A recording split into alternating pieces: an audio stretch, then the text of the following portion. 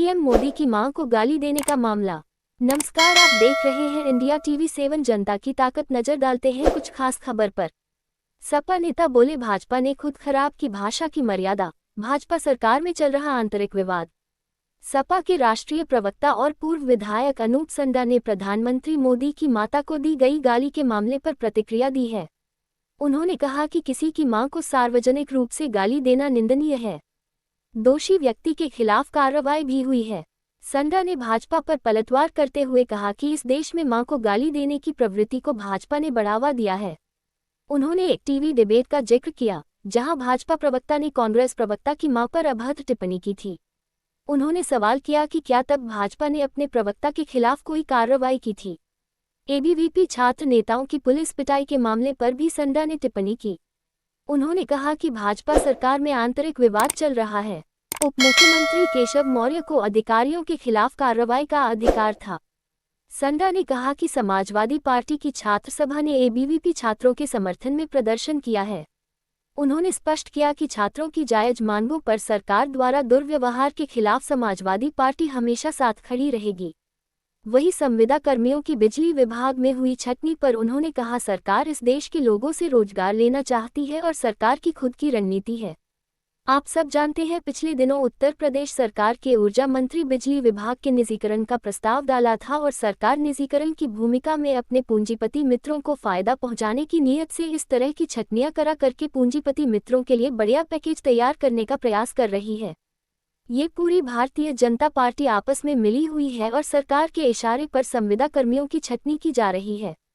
सुल्तानपुर से bureau report. Congress के मंच से पीएम की मां को गालियां दी गई।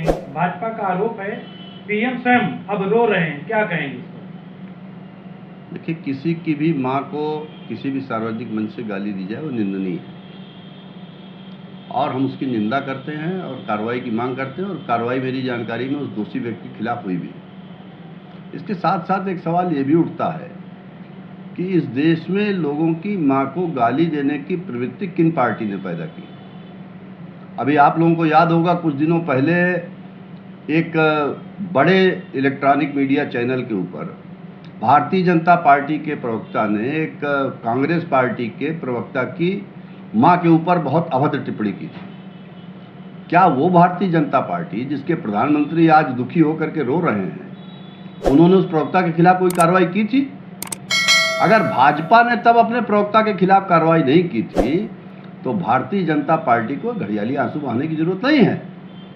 हमारा यह मानना है कि इस देश में भाषा की मर्यादा और शालीनता समाप्त करने का काम भारतीय जनता पार्टी के नेताओं ने किया है और उसका दुष्परिणाम पूरा देश भुगत रहा है। केशव मौर्य जी ने बयान दिया है कि पुलिस गलत कर रही है, छात्रों का हाथ पैर तोड़ना सही नहीं है, इस पर क्या कहेंगे आप? देखिए, इसके दो पहलू हैं। एक पहलू तो यह है कि भारतीय जनता पार्टी की सरकार में खुद आपस में विवाद चल रहे हैं। केशव मौर्य जी सरकार के उप मुख्यमंत्री हैं, उनको यह अधिकार था कि उन अधिकारियों के खिलाफ कार्रवाई करते, उनको बयान देने की नौबत क्यों आ रही है? क्यों ऐसी स्थिति हुई कि छात्रों के ऊपर लाठीचार्ज करनी पड़ी? और सबसे बड़ी बात यह है कि एबीवीपी के छात्रों के खिलाफ लाठी चली और समाजवादी पार्टी की छात्र सभा ने उनके समर्थन में प्रदर्शन किया है। इसलिए किया है कि किसी भी छात्र के साथ अगर उसकी जायज मांग उठाने पर सरकार और व्यवस्था दुर्व्यवहार करती है, उसकी प्रताड़ना करती है, तो उसके खिलाफ समाजवादी पार्टी उनके साथ खड़ी है। विद्युत वितरण खंड की एमडी आज सुल्तानपुर में थी। इन्होंने कहा कि संविदा कर्मियों के कारण वसूली हो रही थी, इसलिए छटनी हुई है।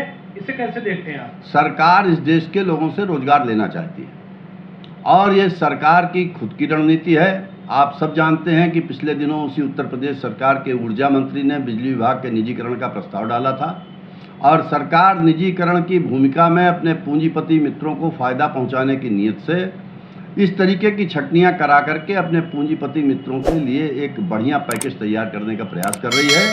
ये पूरी भारतीय जनता पार्टी आपस में मिली हुई है और सरकार के इशारे पर इन संविदा कर्मियों की छटनी की जा रही है। Thank you.